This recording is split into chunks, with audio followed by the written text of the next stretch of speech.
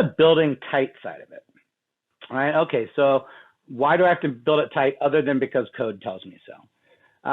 Well, there are two ways to look at it. One is to use that number, right? 5 air changes per hour prescriptively, or 3 or better if you're going for the additional energy credits.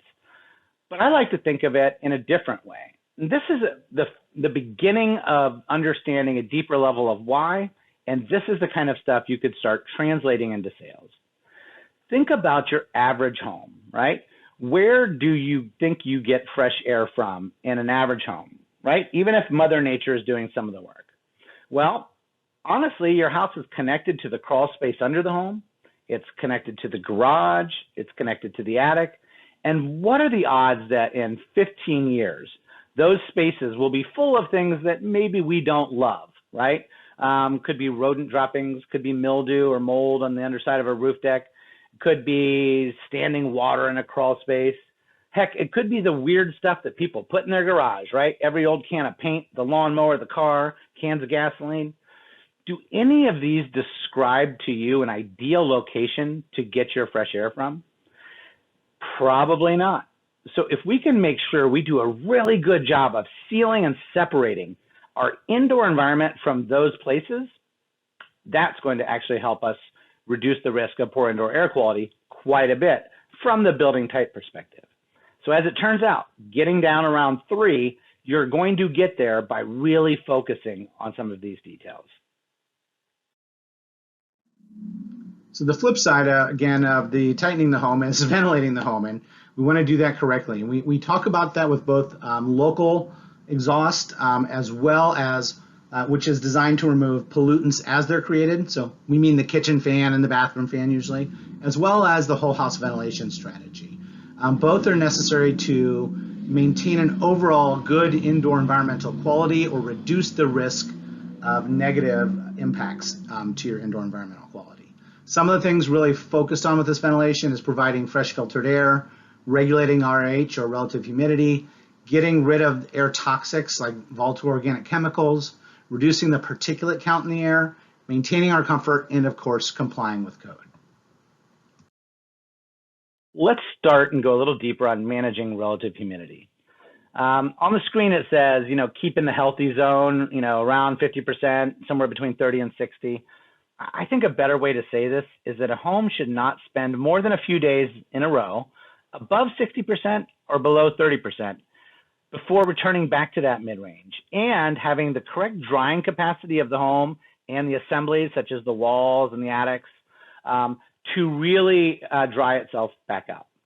So you can say the ideal is to try to stay within that range, or you can say, probably more accurately, let's spend the least amount of time as possible outside of this range and make sure we built our house well enough to dry out. So the house needs to have enough flexibility. Now, we're not going to get into that detail of passive ventilation of attics or ventilated rain screens on walls. Suffice to say that stuff is highly valuable and beneficial, and that is covered in other trainings. So we're not going to really talk about the passive ventilation, but that is a side component to managing relative humidity. So let's jump in a little bit more about what specifically we can do to manage relative humidity and why. So one of the big things to understand about managing relative humidity is that vapor, water vapor, can move through assemblies in a couple of different methods. First, it can go through a process called vapor diffusion. This is kind of the movement from wet things towards dry things. So if it's more humid in the house than it is outside, that moisture is going to want to gravitate from the more humid to the less humid, right? It's going to move from more to less. The other way it can move quite a bit is through air movement. And air movement tends to go from higher pressure towards lower pressure. So if you have a slight positive pressure in the house or just across a wall, it can move that air through. This is a really common mechanism for getting moisture into attics, this air movement.